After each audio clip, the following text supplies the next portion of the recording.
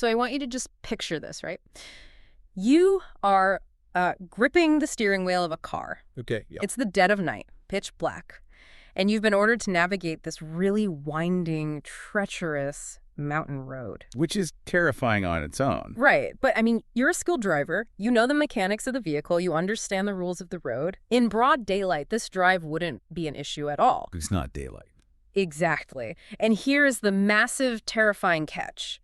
You've been instructed to do this drive completely without headlights. Oh, wow. Yeah, that's a disaster. The road ahead is just pitch black. You have no instruments to, illuminate the hairpin turns, no way to see the cliff edges that are just inches from your tires. The risk there is just astronomical. It really is. And the absolute worst part of this entire scenario, if you miss a turn, like you misjudge the darkness, you aren't the one who pays the ultimate price. Right. The passenger in the back seat does. Yeah, and it's just such a chilling scenario to put someone in. Yeah. Because you are essentially guaranteeing a disaster, Totally. The driver is being completely set up to fail, and the passenger is placed in mortal danger simply because the fundamental tools you need for safe navigation have been stripped away. Right. And, I mean, that isn't an individual's failure. That is a profound systemic structural failure. And that analogy, driving in the dark without headlights, it isn't just a thought experiment. It actually comes directly from the massive stack of sources we are pouring over today. Yeah, it really sets the stage. Welcome to the deep dive. Today, we are looking at the hidden, often totally invisible mechanics of medical diagnosis. And we've got an incredibly dense stack of material today. We really do. Clinical case history straight from the front lines. Yeah. Philosophical teardowns of evidence-based medicine. Right. Academic literature on regulatory capture, and even these formal whistleblower documents submitted to the UK's General Medical Council. It's a lot to unpack. It is. So our mission today is to completely unpack a quiet but honestly massive structural shift happening in modern healthcare.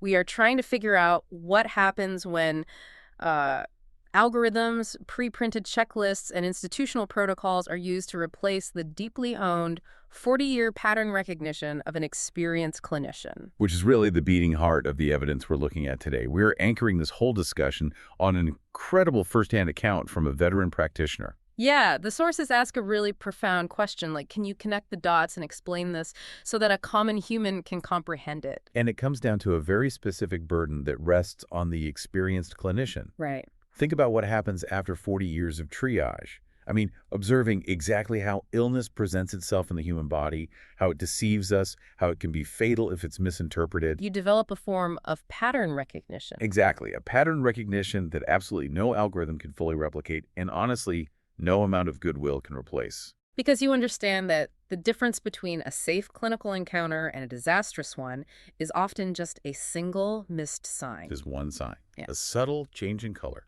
Right. A respiratory rate that is slightly too rapid. A history that, just doesn't quite add up. And it was this very pattern recognition that put the clinician in our sources in one of the toughest spots of their entire career. At College Road Surgery and the Woking Walking Clinic in the United Kingdom, they collected clinical evidence indicating a systemic issue. Yeah, patients were receiving independent clinical assessments and treatment advice from nurses who were operating without the structured safety framework necessary for those kinds of decisions. Well, and wait, before we really get into the weeds here, I need to pause and make something explicitly clear to you, the listener, because accuracy is so crucial here. Very true. The sources we are jumping into contain some incredibly charged debates regarding healthcare policy, specifically about the shifting roles of doctors versus nurses and deep systemic failures. I want to state unequivocally that this is not a critique of the nursing profession. Nurses are among the most compassionate, skilled, and brave practitioners in healthcare. Absolutely. It is not a comment on any individual. We are impartially reporting the viewpoints, the evidence, and the arguments contained strictly within this original source material. We are not taking sides or endorsing these viewpoints. Yeah, we're merely conveying the documented ideas. The clinician themselves states this is a statement about a structural failure, one that put patients at risk because the tools to ensure their safety did not yet exist. Right. And the governance frameworks to enforce those tools had not yet caught up with the reality in practice. Which brings us right back to that clinical equivalent of asking someone to drive at night without headlights. Exactly. So to even begin to understand why a clinician's pattern recognition is so crucial and why losing it is so dangerous, we have to look under the hood at how modern medicine actually thinks. We need to talk about the epistemology of medicine. Right. Why might a healthcare system entirely built on rigid algorithms be fundamentally flawed from the ground up? And the sources start by attacking something they call the myth of the average patient. So we have to talk about evidence-based medicine, or EBM.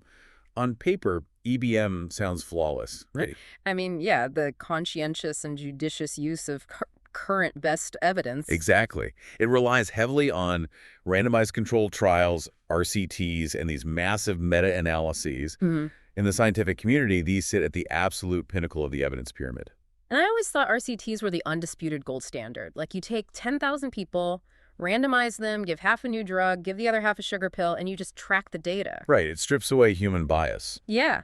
It seems like the only logical way to figure out if something actually works. And it is an incredibly powerful tool for determining broad efficacy. But the sources highlight a massive philosophical and mathematical blind spot when you try to apply that broad tool to a single human being sitting right in an exam room. Because the trial only shows what works for the average person. Yes.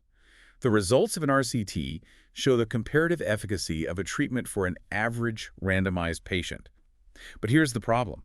An average patient is purely a statistical construct. They don't actually exist. They do not exist in reality. Yeah. The statistical process actively discards the outliers to find that average mean. Because statistics are designed to smooth out the weirdness, right?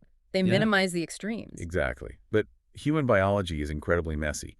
And the sources point out that clinical trials almost never capture what we call soft data. And, soft data is everything at a real clinical encounter. Okay, soft data. Give me a tangible example of that. Because if I go to the doctor, my blood pressure is hard data, my temperature is hard data. What is the soft data? Soft data involves the highly distinctive, unquantifiable details unique to you. It's the specific subjective severity of your symptoms. It's the oximetry, which is a term for the rate of growth or the trajectory of your illness over time. Okay, that makes sense. It also includes psychosocial factors, your personal preferences, your underlying anxieties, and the highly specific nuances of your history. A mathematical algorithm simply cannot compute soft data.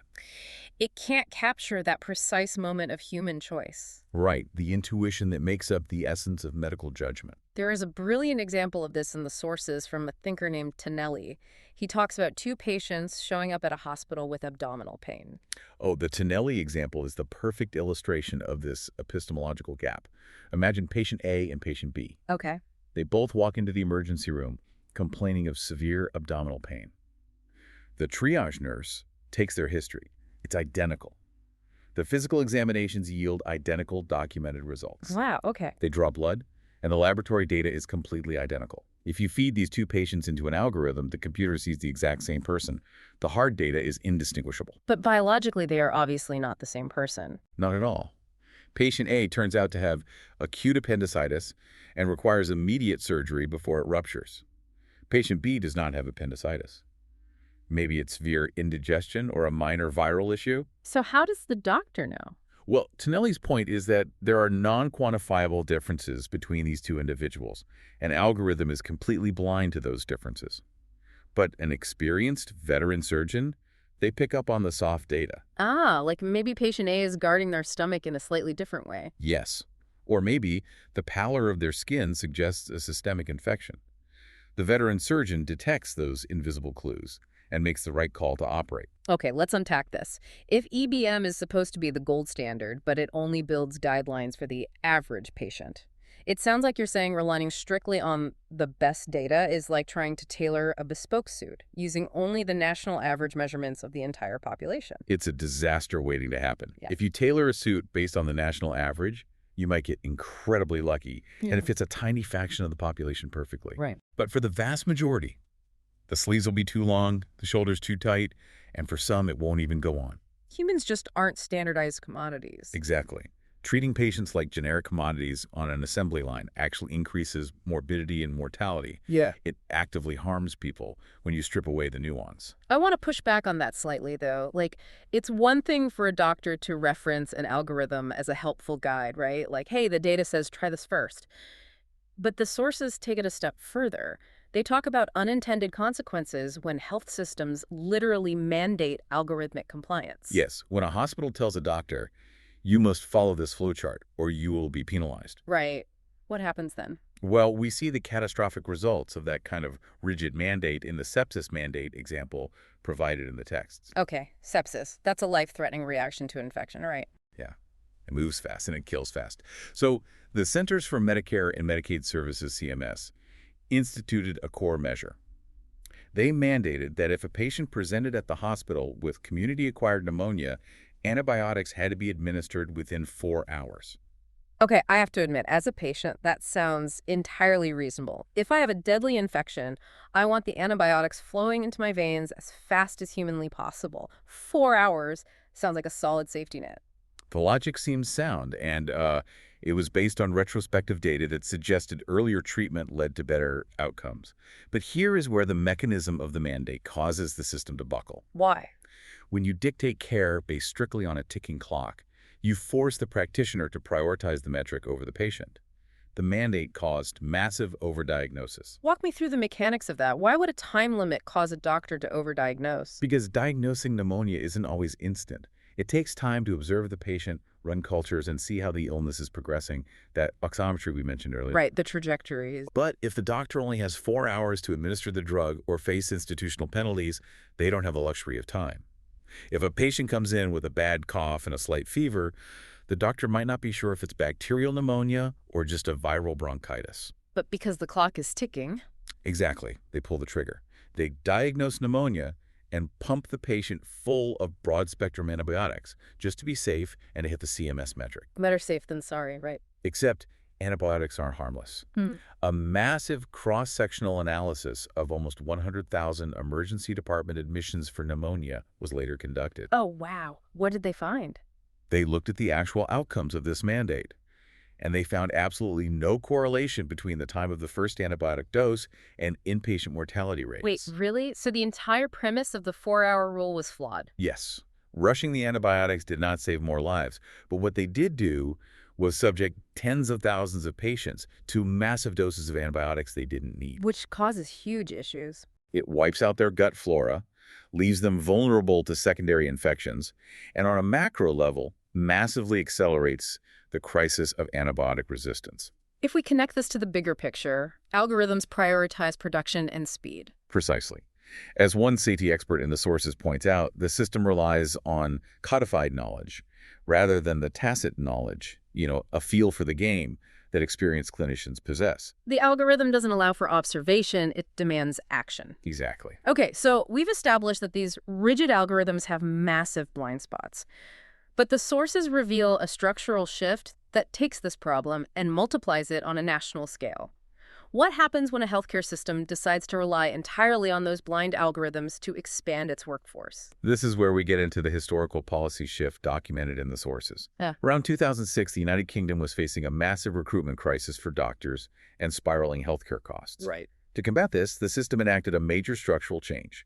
They granted significantly greater prescribing and diagnosing powers to nurses and pharmacists. And here is where I want to reiterate our impartiality reminder. This is not a critique of the compassion, skill, or bravery of nurses. They are vital practitioners. It is a statement about a structural failure. Right. So explain the regulatory gap here. Well, think about a medical doctor's training. It is 5 years of medical school, specifically focused on differential diagnosis. After that, they work under intense supervision and have to pass rigorous exams like the PL Lab to prove clinical competence. It's a massive safety framework. But the sources argue that nurses were suddenly given independent clinical assessment duties without this structured safety framework, effectively relying solely on algorithms to diagnose. Wow. It's like taking a highly skilled flight attendant and suddenly asking them to land a commercial jet using only a checklist, without ever putting them in the flight simulator. That is a perfect analogy. The tools to ensure their safety just didn't exist yet. And the sources link this reliance on algorithms to a broader issue, the rise of managerialism in healthcare. Managerialism, what does that look like in practice? The sources argue there has been a gradual shift from caring for the patient to caring for the organization, optimizing performance, hitting targets, cutting costs. Treating healthcare like a factory. Exactly. And this leads to the use of pre-printed assessment sheets and algorithmic prompts. The fill-in-the-blank forms. Yes. And the sources note that when junior doctors or nurses use these questionnaires, they fail to make eye contact. They fail to build a relationship. And if you don't look at the patient, you miss the soft data. Exactly. And they fail to engage their brains to actually analyze the data, leading to horrific delayed diagnoses. Okay, so the theory of structural failure sounds bad on paper. But what does it look like in a real clinic? We need to transition to the specific evidence collected by the experienced clinician at the College Road Surgery and Walking Clinic. The clinical case histories provided in the sources are just harrowing. Let's dive into some of these specific cases, because they really bring this to life. Let's start with a 20-year-old youth. This one is a classic algorithm failure. A 20-year-old youth went to the walk-in clinic. He was seen by the staff, who used their algorithmic protocols, checked the boxes, and diagnosed him with shingles. Shingles is a viral infection that causes a rash, right? Yes, so they treated him for that. But a week later, he came back looking unwell. His behavior was the red flag. He refused to go home. His soft data was screaming that something was wrong. Exactly. The receptionist rushed him to the veteran doctor, who took one look at him and instantly diagnosed septic shock. Wait, septic shock? From shingles? He never had shingles. He had an undiagnosed Staphylococcus infection in pedigo. How does an algorithm confuse a viral rash with a deadly bacterial infection? Because an algorithm sees skin rash plus pain and outputs a common diagnosis. Because the clinic lacked deep differential diagnosis training, they couldn't distinguish the two. And the cost of that missing pattern recognition was almost his life. Yeah, it's terrifying. Let's look at the 12-year-old girl. This one is incredibly heavy. It is devastating. A 12-year-old girl presented with a blood stain in her underwear. She was seen by a nurse who followed the protocol for a common ailment and treated her for a urine infection. But wait, did they examine her? No. She was diagnosed and treated without a clinical examination. And she had 0 symptoms of a UTI. No burning, nothing. And they ran a urine test, right? Yes, and the urine test was completely normal. Then why treat her for a urine infection? Because the algorithm required an output. Blood and underwear equaled UTI on the checklist. That is just staggering. The structural failure meant they missed the real horrific diagnosis. She had suffered sexual abuse and traumatic physical injury. They were so blinded by the protocol, they missed a massive trauma. Let's move to the patient with the white-colored stool. Right. She explicitly told the clinic staff about this symptom.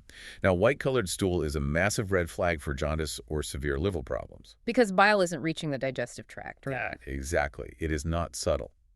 But relying on basic protocols for mild discomfort, they advised her to go home and take paracetamol.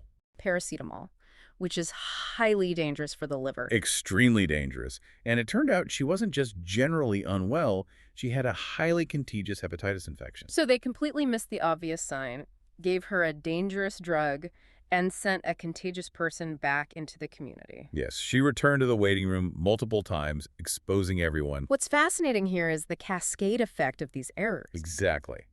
When practitioners cannot differentiate between common and potentially serious conditions, they misdiagnose or they panic. Right. They either send sick people home or rush healthy people to the hospital. Inflicting massive psychological anxiety on patients and overwhelming the system. Which leads to the white-collar hypertension story. Oh, this one perfectly encapsulates the lack of medical knowledge. A patient's high blood pressure was dismissed and documented as white-collar hypertension. Which is obviously a misunderstanding of white coat hypertension, right? Just being nervous at the doctor's. Yes. They assumed it was nerves, so they sent her home. She collapsed later and ended up in the ICU with acute kidney failure. If these errors were so obvious to the experienced clinician, how were the practitioners defending themselves? When confronted, what did they say? The only way they could defend their actions was to say, "We followed the protocol." We followed the protocol, just a total abdication of clinical responsibility? They felt absolved because they checked the right boxes on the form. If an experienced clinician is witnessing this level of harm, why didn't the system hit the brakes? We need to move from the clinic floor to the boardrooms of regulatory bodies to understand what the sources call organizational silence. This is where we see the intense burden of the whistleblower. The clinician in our sources desperately attempted to raise the alarm. What did they do? They wrote formal letters to the Primary Care Trust Chairwoman, Jane Dale. They raised concerns with Commissioner Sandra Hills and provided a detailed case summary to Nurse Manager Freda Smithers. So they gave management all the data. Did anything change? Nothing changed. The clinician even offered to work for free to supervise the walk-in clinic. Wait, really? Offered to work for free just to provide that pattern recognition? Yes, and the GMC, the General Medical Council, and the Royal Colleges failed to stop it. What happened to the clinician? The retaliation was insidious. Nurses were allegedly logging into the computer system, specifically to find faults in the clinician's notes, a massive breach of patient confidentiality. That is just pure intimidation. The clinician was left feeling helpless and sad, and they note they were traumatized not by the disciplinary inquiries, but by watching patients suffer due to substandard care. But this isn't just one clinic in Woking, right? The sources broaden the lens here. Yeah, this details a massive culture of organizational silence in healthcare. Hierarchical structures and fear of backlash prevent staff from speaking up. Like the Stafford Hospital scandal. Exactly. At mid-stance, an estimated 1,200 patients died needless deaths because of this exact culture of silence. It's terrifying, but how do regulators fail so completely? The sources use the Vioxx scandal to explain this through the theory of regulatory capture. Vioxx is the ultimate textbook case. It was a painkiller that caused up to 140,000 heart attacks before it was withdrawn. When a drug kills that many people, you assume massive corruption, like suitcases of cash to regulators at the MHRA in the UK. But the sources test theories of regulatory capture at the MHRA, and they found that explicit revolving door corruption was limited. Then what caused it? The mechanisms of capture were much more subtle, information overload from the industry, and shared cultural framework. Information overload. So the pharmaceutical company just buries the regulator in data. Exactly. They submit so many complex statistical analyses that the regulator becomes utterly dependent on the company's interpretation. They don't have the manpower to independently verify it. And the shared cultural framework. What does cultural capture mean? Over decades, regulators and pharma executives adopt the exact same scientific paradigms. In the case of Vioxx, both were absolutely obsessed with gastrointestinal safety. Because older painkillers cause stomach ulcers. Right, so they had a massive blind spot for heart issues, and their shared framework dictated that only massive RCTs were valid proof of harm. So they completely ignored the soft data from frontline doctors warning about heart attacks? Yes, they dismissed it as mathematically inferior. This cognitive capture resulted in a painfully slow regulatory response. So what does this all mean for you, the listener? It means that from the local clinic to the national regulator, the systems designed to protect you often prioritize their own preservation and rigid protocols over your safety. It's incredibly sobering. But we can't just leave it there. We can't go back to the 1950s where the doctor is unquestioned, but we also can't rely on blind algorithms. How do we synthesize the experienced clinician's pattern recognition with modern healthcare demands? The sources outline pathways to reclaim safety. And the first is fundamentally empowering the patient. Tell me about the Choosing Wisely UK initiative. It actively encourages shared decision-making, or SDM. It prompts patients to ask 3 crucial questions to disrupt the algorithm. Is this test necessary? What are the alternatives? And what if we do nothing? It forces the practitioner to stop looking at the checklist and look at the human. Exactly. And the future of this is AI SDM, artificial intelligence-supported shared decision-making. Where the AI doesn't just hand down a verdict. Right. The AI is a dialogue partner. The clinician is the deliberation lead, and the patient is an active participant rather than a generic commodity on a conveyor belt. Okay, but what about the immediate crisis, the walk-in clinics that are overwhelmed right now? That brings us to the MAI tool, systematizing pattern recognition. The MAA tool, MAYA, medical advice you access. This was created by the clinician in our sources, right? Yes. They realized that 8 out of 10 people rushing to emergency clinics didn't actually have anything serious. But the blind algorithms were failing to filter them properly. So how does MAYA work? It focuses on 12 common presenting symptoms. But crucially, it doesn't look at symptoms in isolation. Right, because an algorithm sees headache and immediately thinks brain tumor. Exactly. MAYA uses a combination of 3 symptoms, color-coded by severity, to differentiate well from unwell. So it requires 3 interlinked symptoms to trigger an emergency response. Yes. It prevents overreaction to single symptoms while catching complex patterns. It's like having the 40-year veteran doctor sitting at the front desk, quickly sorting the patients who just need rest from the ones who are secretly in septic shock, instead of a rigid computer flowchart. Exactly. MAYA respects the nuance of human biology. It solved the administrative bottleneck. It empowers the patient to stay home when safe. Which prevents the system from being overwhelmed. And most importantly, it ensures the veteran clinician actually has the time to use their pattern recognition on the 20% who genuinely need it. Wow. Okay, we have covered so much ground today. To briefly recap our journey, we started with the irreplaceable value of clinical pattern recognition, that tacit knowledge that sees what algorithms miss. We looked at the profound dangers of sending practitioners into the dark without headlights via rigid algorithms. Right, leading to tragedies like we saw in the Woking Walking Clinic. We discussed the systemic silence that protects these failures and the massive weight of the whistleblower's burden. And finally, we looked at the hope of dynamic, patient-centered tools like MayY. So, connecting this all back to you, the listener, you are the ultimate advocate for your own body. Yes, knowing that the system relies heavily on algorithms means you must be incredibly proactive. You have to clearly communicate your unique, soft data to your provider. You have to force them to look up from the checklist. Disrupt the flow. Do not be afraid to ask questions. We've spent all this time talking about how algorithms and protocols are failing to capture the nuance of human illness. But as artificial intelligence rapidly evolves to recognize patterns better than humans ever could, are we about to replace the 40-year veteran clinician, not with a nurse and a checklist, but with a massive neural network? And if we do, who exactly do we hold accountable when the AI misses that single subtle sign?